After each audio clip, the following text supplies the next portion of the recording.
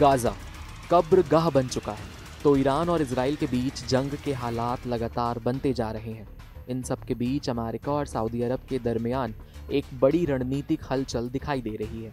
अमेरिकी राष्ट्रपति Donald Trump ने घोषणा की है कि अमेरिका अब सऊदी अरब को F-35 स्टील्थ फाइटर जेट बेचने के लिए तैयार है। ये फैसला इसलिए बहुत अहम माना जा रहा है क्योंकि सऊदी अरब कई सालों से सबसे उन्नत लड़ाकू विमान की मांग कर रहा था, लेकिन अमेरिका अब तक इसे केवल अपने कुछ सबसे भरोसेमंद सहयोगियों को ही देता था। आज की तारीख में पूरे मिडिल ईस्ट में सिर्फ इजराइल के पास F-35 है। ये जेट हवा में दुश्मन के रडार से अदृश्य होकर हमला कर सकता है और पलक झपकाते ही लक्ष्य को ध्वस्त कर देता है। इजराइल हमेशा से चाहता था कि ये तकनीक सिर्फ उसी के पास रहे ताकि उसकी सैन्य बढ़त कायम रहे, लेकिन अब अमेरिका का सऊदी को ये जेट देने का फैसला कई मायनों में राजनीतिक और रणनीतिक संदेशों से भरा हुआ है।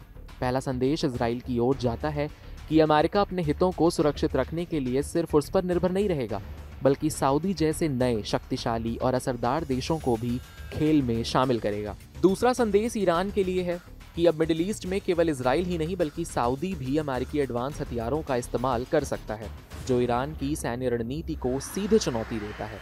सऊदी अरब और अमेरिका के बीच बातचीत सिर्फ फाइटर जेट तक सीमित नहीं है। दोनों देश एक नागरिक परमाणु सहयोग समझौते पर भी चर्चा कर रहे हैं। सऊदी कह रहा है कि वह अपनी ऊर्जा व्यवस्था को बदलना चाहता है और अमेरिकी तकनीक की मदद से न्यूक्लियर एनर्जी का इस्तेमाल करना चाहता है। हालांकि अमेरिका ऐसे समझौतों को लेकर बहुत सख्त है और उसकी संसद भी इस तरह के किसी भी समझौते को बारीकी से जांचती है। सऊदी ने साफ कहा है कि उसे परमाणु हथियार नहीं चाहिए, लेकिन वो ऊर्जा के लिए न्यूक्लियर टेक्नोलॉजी चाहता है। दिलचस्प बात यह है कि सऊदी ने हाल ही में परमाणु ताकत वाले पाकिस्तान के साथ नाटो जैसी सुरक्षा साझेदारी भी की है, जो ये दर्शाता है कि वो अपने क्षेत्रीय सुरक्षा ढांचे को मजबूत करने की दिशा में काफ़ी तेजी से आगे बढ़ रहा है। ऐसे में अमेरिका द्वारा F-35 बेचने का फैसला सिर्फ एक हथियार सौदा नहीं है, बल्कि ये मिडिल ईस्ट की राजनीति को नया रूप देने की शुरुआत जैसा लगता है। इससे इजराइल और ईरान दोनों को स्पष्ट संकेत मिलते हैं कि अमेरिका अपने हितों के मुताबिक नए पावर सेंटर खड़े करने के लिए तैयार है।